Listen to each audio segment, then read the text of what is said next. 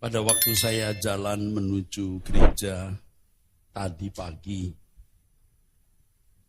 saya berpikir, saudara, apa yang saya sedang lakukan ini? Apa yang sedang saya lakukan ini? Apa yang saya cari? Apa yang saya harapkan?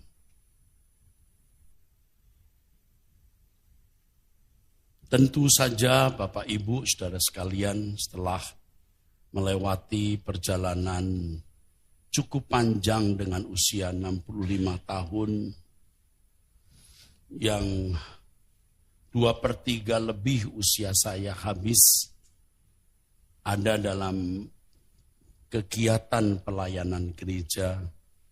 Tuhan mengajar banyak hal yang pada akhirnya saudara-saudara harus tahu bahwa tujuan pelayanan tak lain dan tak bukan itu mengubah manusia. Mengubah manusia sampai manusia itu atau orang itu berkeadaan berkenan kepada Tuhan. Sebab banyak orang yang berkenan kepada Tuhan yang akan masuk kerajaan surga, saudara. Ini bukan bisnis uang, bukan bisnis secara umum yang dikenal di dunia. Ini bisnis jiwa, saudara. Ini bisnis jiwa, ini proyek penyelamatan. Jadi kalau hanya menjadi Kristen dan ke gereja, belum tentu masuk surga. Jadi untuk apa kita lelah-lelah menyediakan tempat kebaktian ini, menganggarkan sejumlah dana atau uang, lalu saya keluar rumah pergi ke gereja. Cari apa? Apa yang kita lakukan? Mari kita melihat prinsip penting. Intinya, esensi dari pelayanan ini mengubah manusia. Agar manusia menjadi orang-orang yang berkenan di hadapan Tuhan. Saya mohon, saya minta saudara memperhatikan sungguh-sungguh apa yang saya katakan ini. Kalau hanya ke gereja, saudara belum tentu masuk surga. Belum tentu. Justru yang penting itu kehidupan saudara setiap hari. Apakah saudara menjalani hidup ini dengan benar? Setiap hari ada perjumpaan dengan Tuhan. Orang-orang tua kita saja, ya saudara, keluarga kita, setiap hari yang masih belum Kristen dulu, tidak lupa sembahyang di depan meja abu.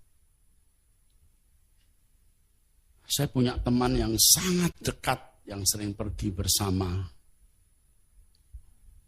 Ke luar negeri juga.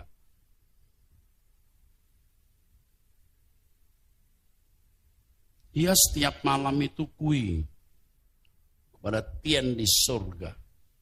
Belum Kristen, tapi begitu setia, saudara. Tapi sekarang tentu sudah menjadi Kristen dan sempat bersama-sama dengan saya melayani Tuhan. Saya khawatir Bapak Ibu tertipu oleh pola atau cara keberagamaan. Ke gereja merasa sudah jadi orang Kristen yang baik, sudah memuji-muji Tuhan, mendengarkan khotbah, sudah jadi orang Kristen yang baik. Ini penipuan, saudara. Saudara tertipu. Dan kalau gereja tidak bicara terang-terangan, gereja itu jahat. Saudara mau ke gereja manapun, pendeta manapun, kalau tiap hari saudara tidak bertuhan dengan baik, saudara tidak akan dikenal Tuhan. Saudara. Tidak akan. Jangan menganggap Tuhan itu murahan. Jadi kalau kita sudah ke gereja, maaf ya, dalam tanda kutip seperti menjalankan kewajiban gitu, atau maaf kasarnya seperti menyuap Tuhan, kita sudah bisa ke surga. Banyak orang Kristen yang ke gereja, kualitas hidupnya bukan kualitas anak Allah. Sebab di gereja pun tidak menemukan orang yang berkualitas anak Allah. Jadi gereja yang benar itu, gereja yang di dalamnya ada orang-orang, walaupun mungkin belum banyak ya, terutama pemimpinnya, harus seperti Yesus. Kalau gereja itu tidak ada orang yang seperti Yesus, saudara jangan ke gereja itu.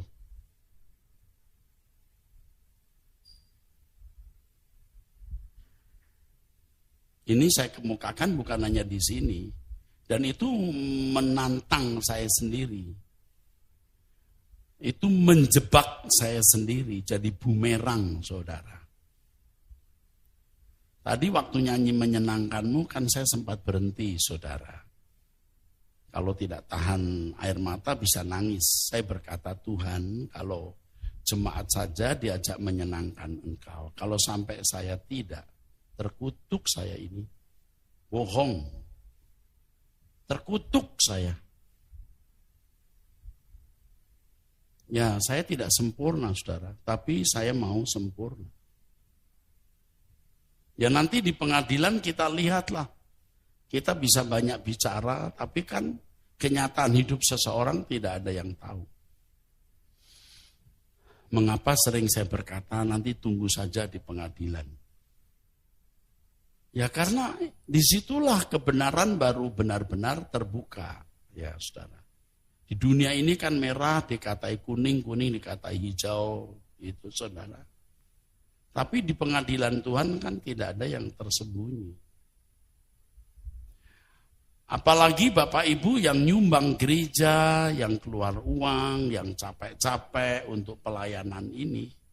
Kalau sampai saudara tidak masuk surga itu jahat banget itu pendetanya. Jadi saudara makin mendukung gereja, kita makin merasa berhutang. Walaupun saudara tidak bermaksud menghutangi pendeta. Tapi kita tahu diri, cari uang itu susah loh. 1-2 juta itu susah, 5 juta, 10 juta itu susah. Kalau sampai nyumbang, istilah nyumbang salah sebenarnya ya. Memberikan persembahan sampai ratusan juta gitu ya. Itu besar. Kalau diberikan dengan tulus itu harganya bukan 200 juta kalau Anda memberi uang 200 juta atau 150 atau 300 atau 10 juta. Itu harganya tidak bisa diukur karena ketulusan hati itu tidak bisa dibayar. Ada yang nggak bisa bayar, nggak bisa mendukung pelayanan ratusan juta, hanya 10 juta, maaf kata hanya juga salah ini ya, karena saya bandingkan dengan jumlah ratusan juta. Itu harganya bukan 10-20 juta, itu nggak bisa diukur. Apalagi kalau dia memberi dalam keadaan kekurangan atau pas-pasan.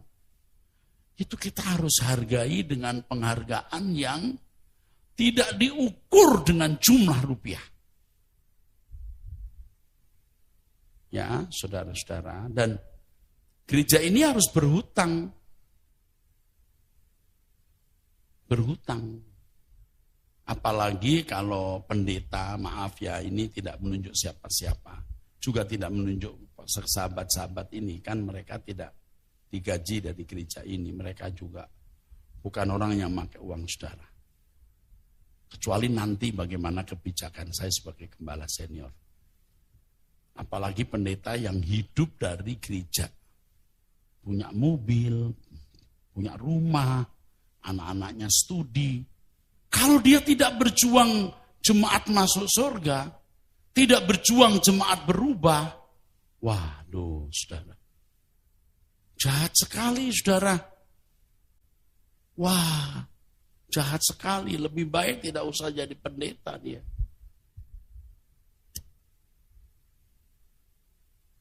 Ya, Bapak Ibu. Oleh sebab itu, Bapak Ibu sadar ya, yuk kita mencari Tuhan dengan sungguh-sungguh. Ya, hidup yang sesungguhnya itu nanti, bukan sekarang. Nanti, kalau orang tidak mau percaya, ya sudah, tergantung masing-masing individu, ya masing-masing saudara, masing-masing orang. Hidup yang sesungguhnya itu nanti, bukan sekarang. Bumi ini tragis, sangat tragis saudara. Belum sakit, belum chaos sosial, kalau ada ya riot, belum krisis ekonomi, krisis keamanan, krisis politik, perang, epidemi, pandemi, penyakit, waduh. Dan yang paling mengerikan, tapi bagi kita mestinya tidak ya, kalau terbujur kaku di rumah duka. Pendeta itu sudah sering melihat itu. Dan setiap kali melihat orang meninggal itu pasti ada sentuhan setiap kali.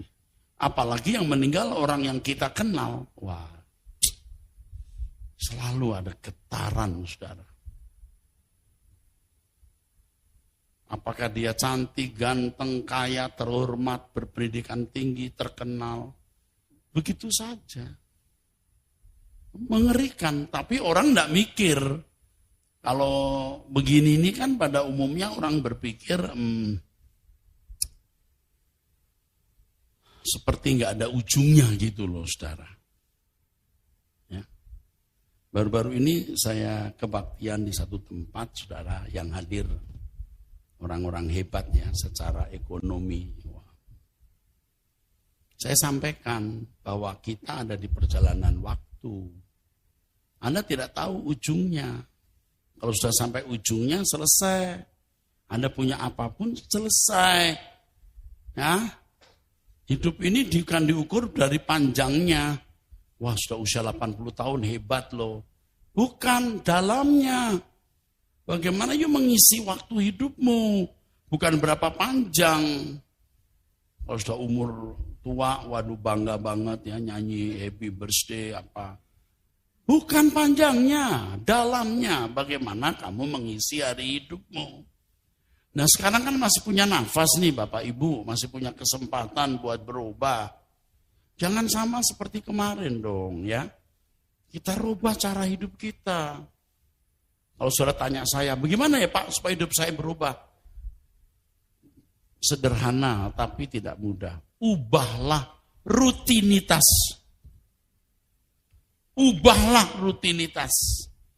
Kalau rutinitas hidupmu kau ubah, kualitas hidupmu juga kau ubah.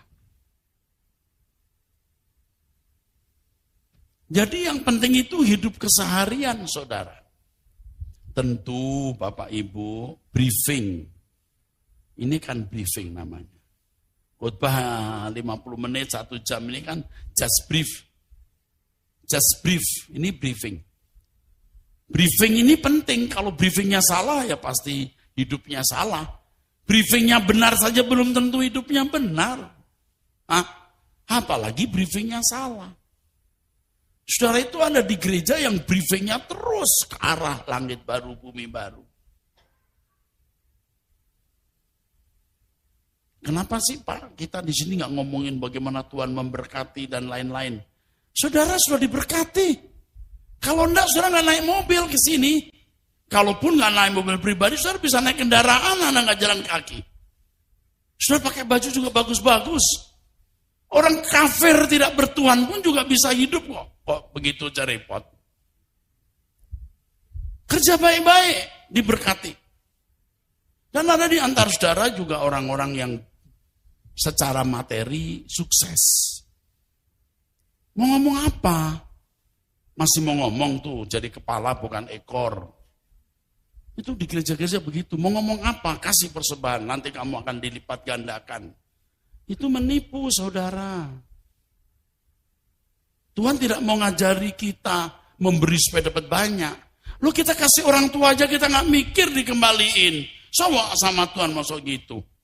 Mana ada sih anak yang bilang, Mam ini untuk mama ya. 10 juta. Untuk apa nak? Ya untuk mama. Untuk apa? Ya nanti kan mama balikin 100 kali lipat. Hai kan noyung lah. Nah begitulah.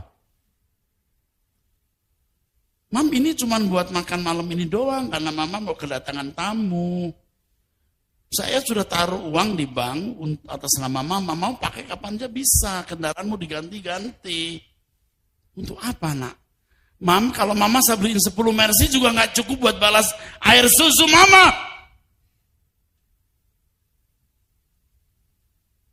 Kok kita memberkati pekerjaan Tuhan minta dilipat gandakan gimana sih? Nafas kita yang kita hirup aja nggak bisa kita beli, tahu? Ingat waktu COVID dulu, apalagi COVID-19 tahun 2021 yang dimana saya juga terpapar 21 hari. Kebetulan kita ini kenal orang banyak. Kepala rumah sakit bidang itu tuh jemaat Rehobot ya. Saya gampang aja mau diselipin di mana, mau di VIP, mau apa. Tapi banyak orang sampai di lorong-lorong, ada yang di UGD itu nggak masuk-masuk. Tahu nggak apa yang susah? Tabung oksigen. Tidak sedikit yang meninggal gara-gara nggak ada tabung. Ya yang belum pernah punya COVID mungkin nggak ngalamin. Yang kena COVID Pak, jalan 10 meter itu kayak kita lari 100 kilo kali. Jadi kemana-mana bawa itu. Apa sih lupa. Kalau sudah mulai 88, 87, 86, 80, wah udah mulai sesak, cepet-cepet begini. Jadi ke kamar, ke toilet, bawa itu, gitu saudara-saudara. Sampai sekarang masih di rumah itu. Ya, tapi Tuhan kasih kita oksigen. Nggak bayar.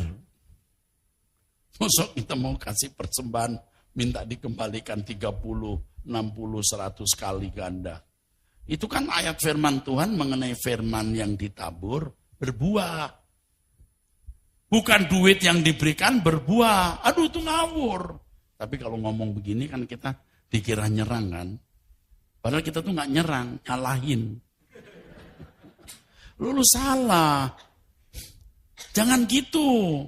Lalu kesannya cari uang tuh susah banget gitu loh. Kalau cari Tuhan gampang. Salah. Yang susah itu cari Tuhan. Bagaimana tiap hari kita setia, konstan, itu saudara. Jadi Bapak Ibu tidak boleh hanya ke gereja lalu hari yang lain Bapak Ibu tidak fokus ke Tuhan. Yang piara meja abu aja tiap hari tidak lupa. Coba saudara kalau pergi ke beberapa tempat ya yang memiliki agama non-Kristen. Ya bangun pagi dia bawa sesajen ya kan. Tidak lupa saudara. Sesajen di samping rumah, sesajen di perempatan jalan. Coba. Nah kita kok doanya pada waktu mau makan, itu pun otak kita bukan di Tuhan, di rendang. Nah, berkati makanan ini Tuhan tampil, ada cunyuknya enak banget nih. Otaknya bukan di Tuhan, di cunyuk itu. Kalau malam, ya Tuhan, jaga malam ya. Udah jadi hansip lah Tuhan. Anda tidak berdoa jaga malam ya Tuhan, lindungi aku. Tuhan lindungi. Kalau dulu saya setiap tidur selalu Tuhan lindungi, sekarang enggak pernah. Kalau ada dosa saya minta ampun. Kalau tidak ada sesuatu yang salah saya tidur. Sudah tidur. Tengah malam dibangunkan baru berdoa. Iya, Tuhan jaga. Kalau dulu naik pesawat udah duduk begini, Tuhan jaga ya aku. Mesin pesawat, pramugari, pilotnya jangan ketiduran. Tolong udara, jangan sampai ada humulus. Ya Tuhan, kalau duduk dalam nama Yesus. Humulus, minggir. Apa yang terjadi? Tetap aja begitu. Sekarang udah, aku milikmu Tuhan. Aku tidak boleh bikin dosa. Kalau ada dosa aku bertobat, aku minta ampun. Nah kalau hidup saya tidak benar, bagaimana saya mau memberikan inspirasi saudara? Saya kan bergaul dengan Pak Franky, Pak Kasan, dan lain-lain. Orang kalau tidak benar juga ketahuan Pak. 1 hari boleh sembunyi, 2 hari bisa menyembunyikan. Tiap hari kan tidak bisa. Lalu kan saya sering berkata kepada orang di sekitar saya, ikuti teladanku. Pak, beliau ini doktornya 2, associate professor, belum belakangan. Orang pinter. Bukan sekolah teologi, ada juga gelarnya.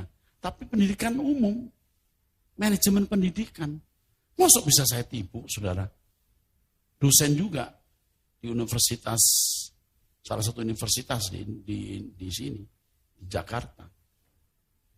Saudara punya gembala ini orang pinter, saudaraku. Kelihatannya culun, maaf ya Pak ya. Kelihatannya begini berpendidikan, ditakuti oleh dosen-dosen, dokter-dokter lain di sana. Disegani, saudara. Saya sudah bersama beliau udah lama sekali, mungkin 25 tahun atau berapa ya. Masih muda. Saya masih ingat dulu cicinya bilang, Pak saya ada masalah hukum. Masih gitu ya. Tenang, saya bantu. You gak usah mikirin apa-apa, saya bantu. Saya perang untuk kamu, ya. Saya perang, saya gembalanya kan.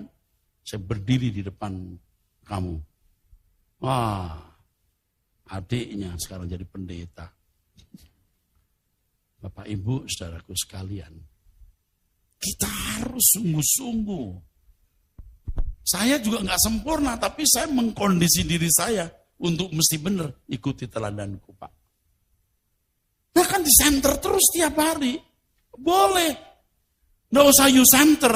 Ada candid camera yang melihat hidup saya tiap hari. Tuhan. Saya lebih takut Tuhan.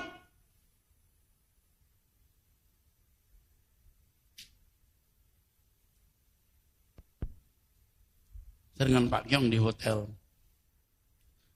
Kita tanya, ada nggak ya yang refleksi laki-laki ya, nggak perempuan ya? Oh nggak ada Pak, kita perempuan semua. Boleh juga Pak, kita di kamar juga boleh. Kita bisa refleksi Pak luar dalam. Hah? Maksudnya luar negeri dalam negeri? Udah kita pura-pura nggak denger aja lewat.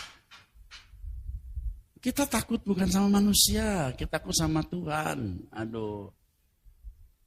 Kita sendiri di hotel. Room boy-nya bilang, Bapak sendiri? Iya. Mau teman nggak Pak? Maksudnya? Ada Pak. Sebelah Bapak hotel ini, orang Arab. Dia pagi sore Pak. Saya pikir rumah makan Padang. Pagi sore. Ya gue kan gak tahu.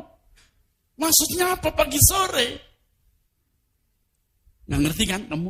Saya juga gak ngerti. Saya tanya, pagi sore maksudnya apa sih? Enggak, pagi itu perempuan lain, sore perempuan lain. Oh.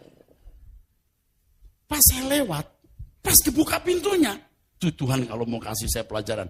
Pas dia mangku perempuan. Wah, perempuan segede itu di pangku. Kalau masih umur 2 tahun boleh.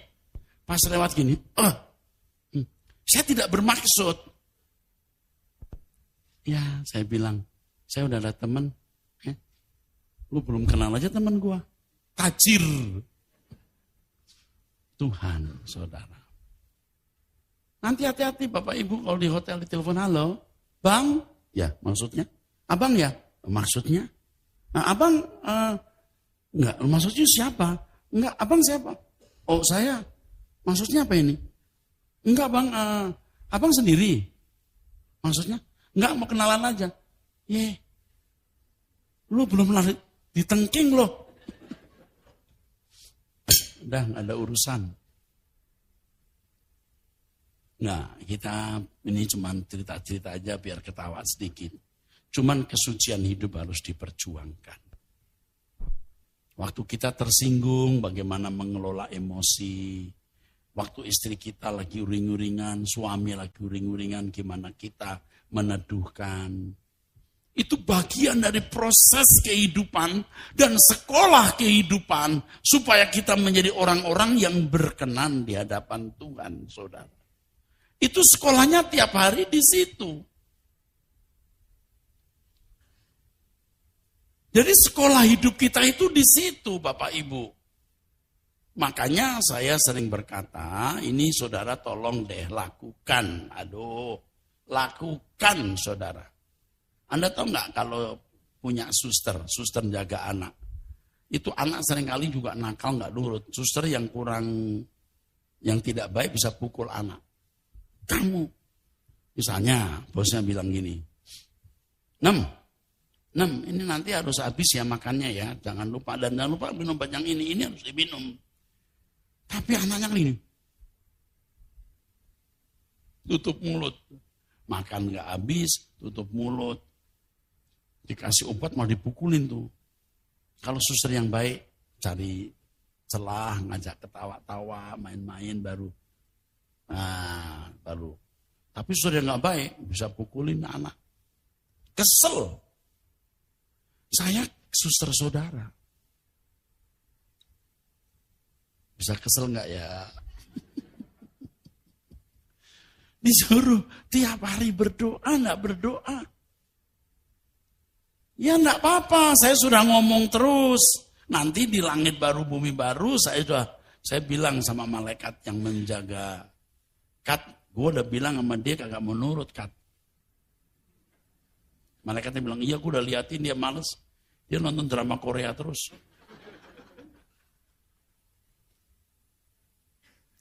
Ya giliran jalan-jalan, giliran ngobrol, bisa berjam-jam. Doa 30 menit saja nggak sanggup, karena nggak dibiasakan, Pak. Semua yang dimulai itu sulit. Orang tidak pernah merokok, begitu merokok pusing. Pahit mulutnya. Apalagi yang namanya ganja, marijuana. Nggak bisa. Nggak pernah begitu mengkonsumsi, pusing saudara. Tapi kalau sudah dibiasakan, tidak bisa lepas. Kenapa untuk Tuhan kita tidak bisa edik seperti itu? Apalagi kita sudah tua begini, mau kemana kalau bukan setor muka kepada Tuhan. Biasakan. Amin. Apalagi saudara punya rumah besar, bisa bikin ruang doa sendiri. Udah, jam-jam tertentu jangan ganggu saya ya. Saya mau menghadap siapa? Menghadap Tuhan. Tutup pintu kunci di dalam. Bagus saudara. Meditasi. Belajar 5 menit, 10 menit, 15 menit. Dialog. Ada yang berkata, Pak saya nggak bisa Pak, doa lama Pak. Jangan 10 menit Pak, 5 menit saya udah tewas. Kamu ngerti nggak? Doa itu bukan membaca mantra. Dialog. Ya Tuhan, gimana ya? Saya ini masih kesel sama orang itu Tuhan. Aduh rasanya mau pukul aja. Tapi kan nggak boleh ya Tuhan. Gimana ya? Ngomong aja. Nggak usah. Ya Tuhan. Kasih-Mu melimpah luar. Kayak W.S. Rendra loh. Baca puisi. Dulu waktu saya masih muda ya. Kita pelayanan di daerah Cilincing. Di sana ada keluarga-keluarga Tionghoa ya. Yang ekonominya lemah-lemah ya saudara. Mereka malah tinggal di daerah Tanah Garapan ya. Dan saya diutus gereja untuk bikin sekolah minggu di situ. Sekolah minggu. Waduh, encim-encimnya polos-polos saudara. Waduh, senang banget kalau bisa kasih makan kita. Padahal saya juga, waduh. Kadang-kadang ya susah ya terima, tapi oke. Itu encim-encim itu saudara. Tulus-tulus. Nggak bisa berdoa seperti kita. Ya Tuhan, langit dan bumi Kau ciptakan. Mau makan doanya begini. Tuhan Yesus, makan yuk. Loh. Hanya bisa itu. Ya Tuhan Yesus, makan yuk. Tapi kita menghargai. Daripada mahasiswa sekolah tinggi teologi waktu dulu saya jadi rektor. Waduh, kalau saya duduk, mereka rektornya ada, mereka terus, yang disuruh berdoa, doanya panjang banget. Mau tunjukin dia pintar berdoa, dia muter ke seluruh Indonesia. Dia doa untuk petani-petani sawahnya, Tuhan berkati. Waduh, muter-muter saudaraku. Bangsa dan negara. Aduh, saya lagi.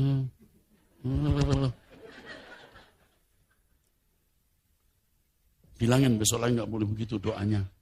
Cukup terima kasih untuk makan minum yang terhidang Tuhan. Kami mau menikmatinya dalam nama Yesus. Cukup. Muter-muter saudaraku. Bisa-bisa ya tempe tetangganya hilang. Kan anak-anak suka nakal saudara. Jadi ada tempenya satu, sayurnya itu. Yang nakal itu tempenya diambil, taruh, terus timpan nasi. Loh ini bukan omong kosong, betul. Terus habis amin. Loh temanya mana? Di mana ya? Ini siapa yang ngambil nih? Dia yang ngambil. Mahasiswa biasalah saudara.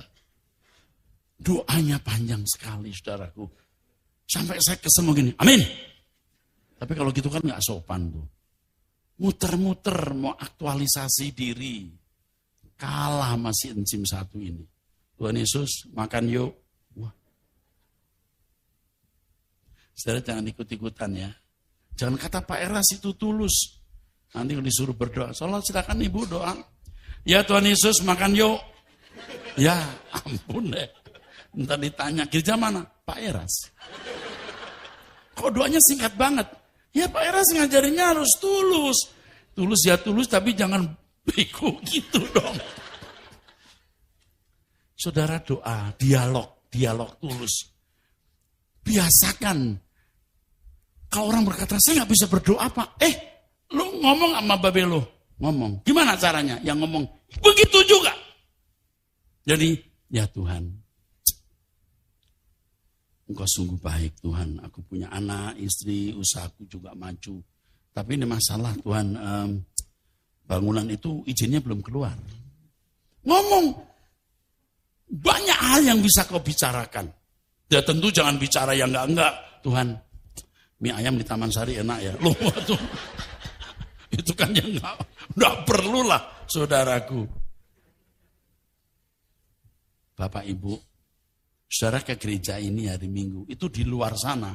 Gadget, film, tontonan, lagu, pergaulan, rusak. Rusak. Menggiring saudara kepada kegelapan.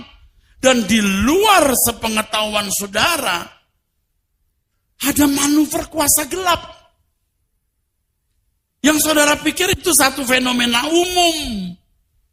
Padahal beyond, di balik yang Anda pahami, beyond yang Anda bisa tangkap, ada the power of the darkness, kuasa kegelapan.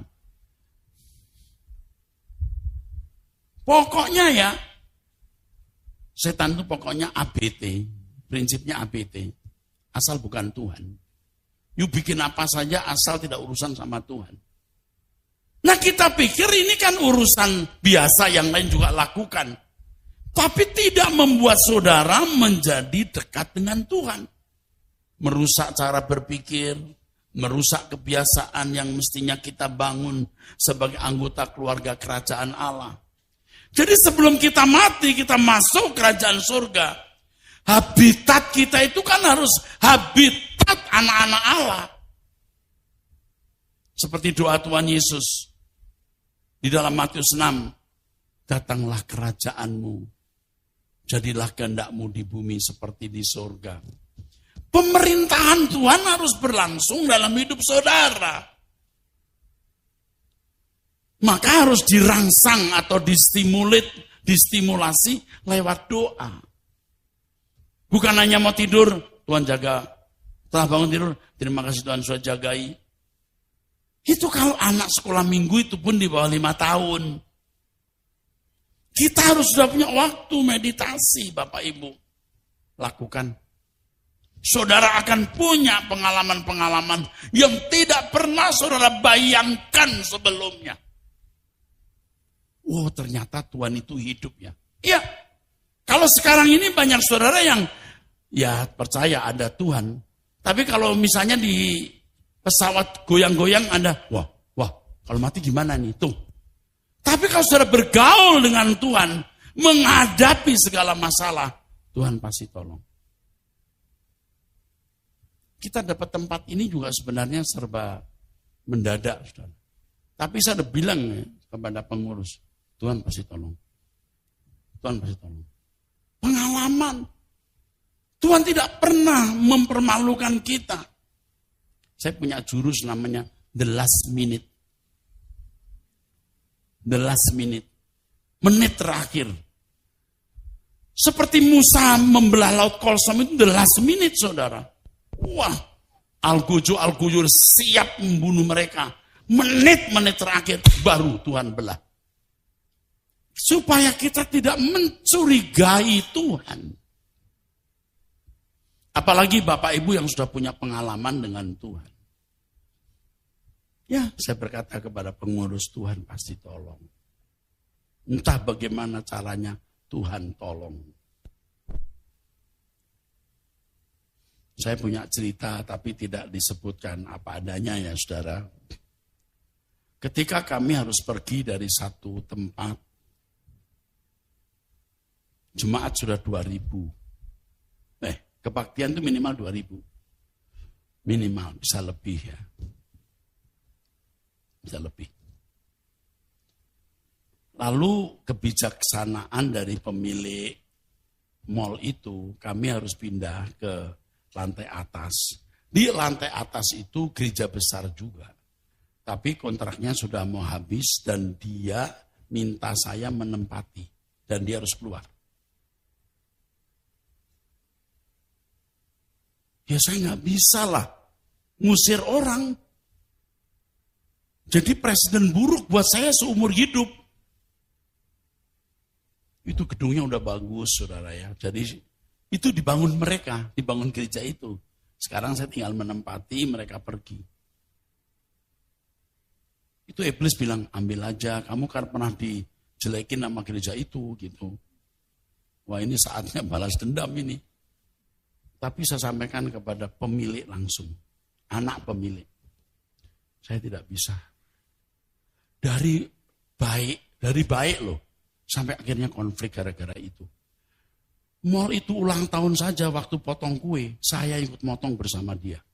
Karena saya ikut meramaikan itu. Mall waktu itu. Saudara apa yang terjadi saudara? Kami disuruh keluar. 1 bulan waktunya. Waduh Pak Kyong-Kyong.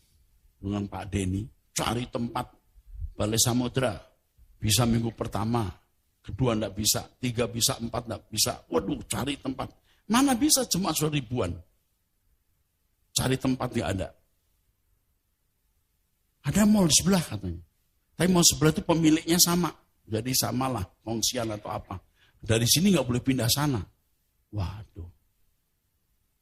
Bayangkan saudara, 1 bulan dengan ribuan. Itu saya belajar luar biasa di situ. Ya, bisa-bisanya loh saudara, pengacara yang terkenal pernah membantu pemilik owner ini telepon. Gimana gereja gua itu? Itu, malah kita nggak nyuruh-nyuruh. Akhirnya kita boleh pindah ke tempat itu yang mestinya nggak boleh. Mereka punya komitmen. Saudara, 1 bulan, nggak sampai 3 minggu atau 2 minggu lebih. Kita rombak voyetnya yang ada eskalator, kita mesti tutup. Selesai. Anda tahu, ketika saya lagi cukur rambut, Pak Kyong telepon Pak Eras, ini pemiliknya mau ketemu Pak Eras. Wah, cukur rambut ini. Ini cepet Pak. Kan pemiliknya ditelepon sama pengacara itu. Kami sedang tunggu. Kami lagi duduk-duduk nih Pak di Hotel Santika. Di satu hotel ya, maaf saya sebut lagi. Ditelepon sama pemiliknya, di owner. Datang ke tempat kami. Jadi mana itu gembalanya? Saya lagi potong rambut. Rambut saya belum selesai potong, saya keluar. Mungkin orang pikir, waduh rambutnya begini. Model baru Bu. Pas mobil saya belum datang, jemput saya lagi. Saya keluar, saya cari taksi, saya pergi. Jadi saudara. Tapi minggu itu harus menyelesaikan uang kalau nggak salah 9M atau berapa, sedang uang kita hanya 3 kalau nggak salah. Saya bilang sama bendara gini, minggu besok di transfer ya. Dia lihat mukanya, lihat muka saya gini. Gini, iya Pak. Tapi harinya cukup. Itu benar. Aduh, kalau cerita soal begini luar biasa, saudara. Tuhan cukupi. Cerita-cerita begini Pak Franky udah tahu. Pernah satu kali kita butuh uang 1,3M. Ini kan bukan uang kecil, Pak. Bisa loh orang dari luar pulau. Dia baru jual properti dia. Saya mau kasih Pak Eras 300 juta. Tapi ada soal gini, kurang. Terus saya kasih deh 600, kurang. Dia nambah lagi, udah 900, kurang.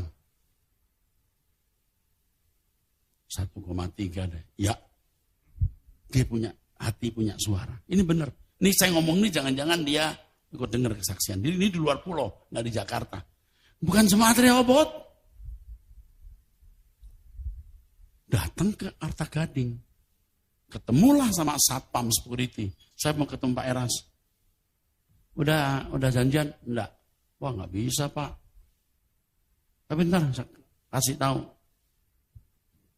Satpamnya ke security. Ya orang nggak bisa ketemu saya setiap saat Pak. Dan Anda tahu profil orang ini sederhana. Bapak-bapak. Nggak ada potongan orang hebat gitu. Pak Kyong bilang ini. Pak ini ada orang dari luar kota mau ketemu itu Pak. Aduh. Ini mau kebaktian. Ya biarin deh. Jangan mengecewakan orang. Temuin deh. Pak saya datang mau kasih uang. Oh kaget. Terus saya bilang Pak Agustinus. Besok kamu antar dia ke bank. Dia mau kasih. Bener loh 1,3 Pak. Pas lagi dibutuhkan. Tanya Pak Kyong deh. Cuma sejumlah itu. Yang begini-begini kita sudah mengalami saudara. Jadi last minute. Banjir udah sampai sini. Head. Sampai gak bisa ngomong. Kalau pekerjaan Tuhan selalu Tuhan tolong. Tapi ada satu rahasia pengen tahu gak? Kalau kamu berbelas kasihan ke orang, Tuhan juga akan membelas kasihani kamu. Kalau kita berbelas kasihan orang, Tuhan belas kasihani kita. Waktu kita dalam kondisi terjepit, kita pantang minta tolong orang, pantang minta sumbangan atau utang apalagi, pantang. Makanya Anda belum pernah kan dengar, saudara sumbang, enggak pernah, cuman gini, dukunglah pekerjaan Tuhan. Ya, kalau pekerjaan Tuhan pasti Tuhan tolong. Hanya satu, saudara. Ini penting. Kalau kau berbelas kasihan ke orang, Tuhan juga berbelas kasihan kepadamu. Ini firman Tuhan. Kalau engkau berbelas kasihan terhadap sesamamu, aku berbelas kasihan kepadamu. Nanti akan saya saksikan bagaimana anak saya seperti dijebak di dalam pesawat. Aparat masuk, tidak bisa pesawat ini terbang karena ada yang bawa narkoba. Anak saya langsung, anak perempuan, dia lagi bawa obat penenang kan ada narkobanya. Bagaimana ceritanya? Minggu depan.